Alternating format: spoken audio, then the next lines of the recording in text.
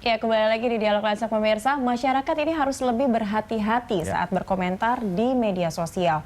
Pasalnya Kementerian Kominfo telah membuat aturan yakni Undang-Undang Nomor 19 Tahun 2016 tentang informasi dan transaksi elektronik. Masyarakat dapat dijerat pidana hingga 6 tahun penjara dan juga denda hingga 1 miliar rupiah.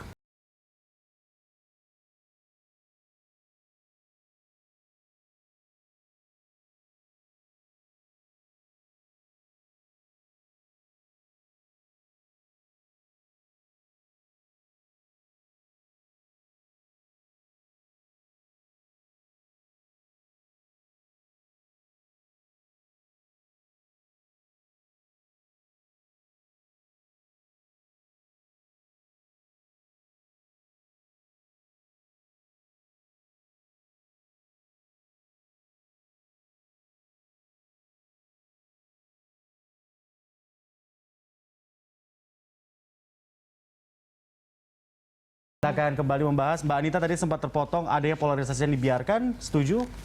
Saya rasa sih bukan dibiarkan ya, tetapi memang kalau kita ngelihat ini sebenarnya fenomena global gitu. Di mana-mana ada penggunaan hoax untuk penciptaan polarisasi ini, dan sampai sekarang memang belum pernah ada blueprint yang bisa bilang bahwa oke, ini cara menangkalnya gitu, atau ini cara menyelesaikan permasalahannya.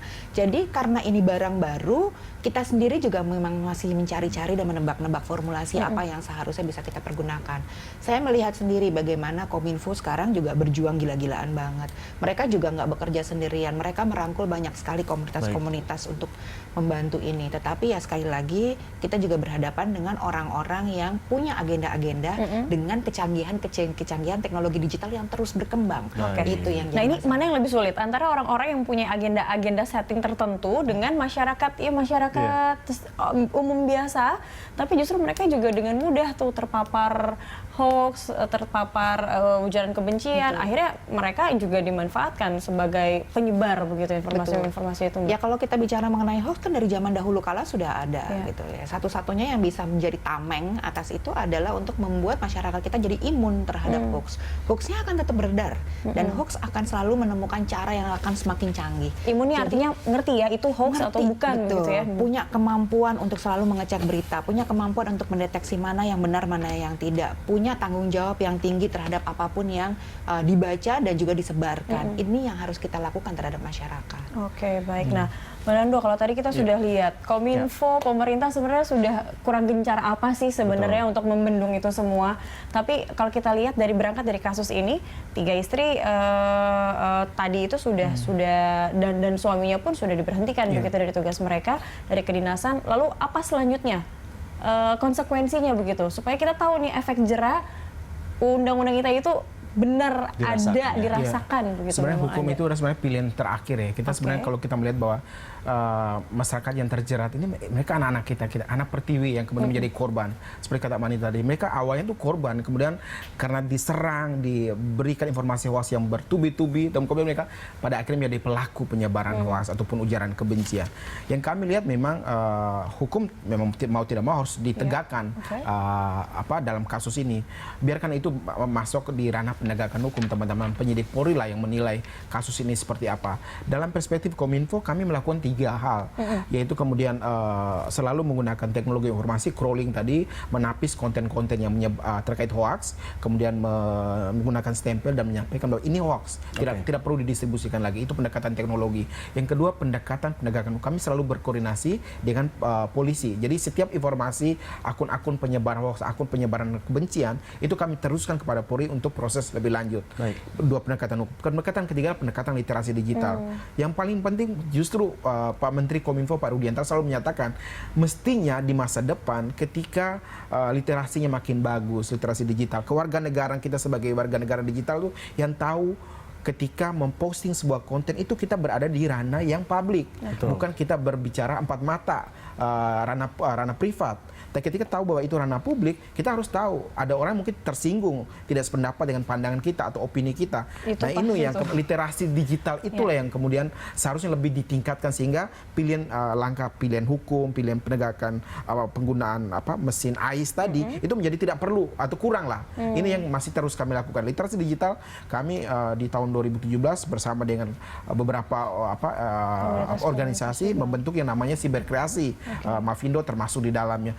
Tapi itu bekerja tiap hari, tetap saja hoax masih menjadi isu kita di tanah air. Ini memang tantangan besar sebagai bangsa kita. Baik, ke Mbak Anita. Mbak Anita, ini saya cukup penasaran. Kalau misalkan kita sebagai pejabat publik ataupun keluarga dari pejabat publik, sebenarnya bagaimana untuk menimbulkan rasa tadi sadar atau literasi digitalnya itu bertanggung jawab begitu untuk sesuatu yang kita posting?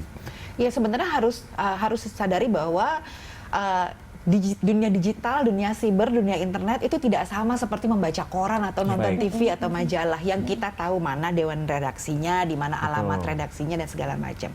Informasi yang beredar di dunia digital itu adalah informasi yang seringkali kita tidak mengetahui siapa yang membuat di awal. Apakah kredibel atau tidak? Apakah memiliki pemahaman mengenai isu yang dia bicarakan atau tidak? Apakah akan ada yang bisa dimintai pertanggungjawaban atas hal tersebut atau tidak? Nah, oleh sebab itu dengan pemahaman ini kalau masyarakat kita bisa menyadari bahwa itu yang terjadi di internet, maka punya kesadaran untuk selalu mengecek kebenaran informasi. Ini udah paling penting, ini garda terdepannya. Kalau menerima informasi jangan langsung percaya, apalagi kalau bombastis gitu ya. Apalagi kalau sampai membuat kita merasa emosi kita berubah akibat membaca informasi harus tersebut. bertanya begitu ya, kok kita terpantik begitu ya? Saya jadi marah, kok saya jadi kesel, kok saya jadi ini berarti ada apa-apanya gitu, kemungkinan besar. Nah, kemudian dari situ mengerti bahwa apapun yang kita lakukan di dunia maya itu adalah ruang publik. Semua orang bisa mengakses, walaupun orang yang di ujung dunia sekalipun. Dan penyebarannya bisa sangat cepat dan menjangkau banyak sekali orang. Oleh karenanya membuat kesalahan sedikit saja itu bisa berakibat sangat banyak gitu. Apalagi zaman sekarang ya gitu, dunia kalau kata orang-orang screenshot itu lebih kejam daripada ibu kota gitu. Asli, betul sekali.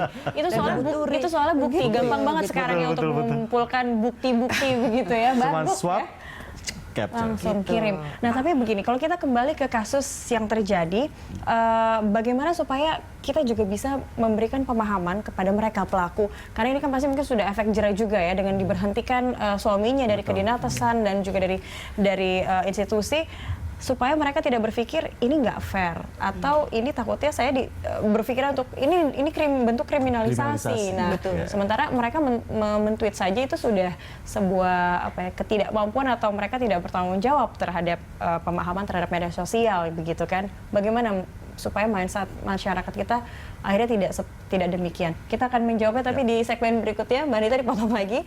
Pemirsa tetaplah bersama kami. Langsung segera kembali usai jeda.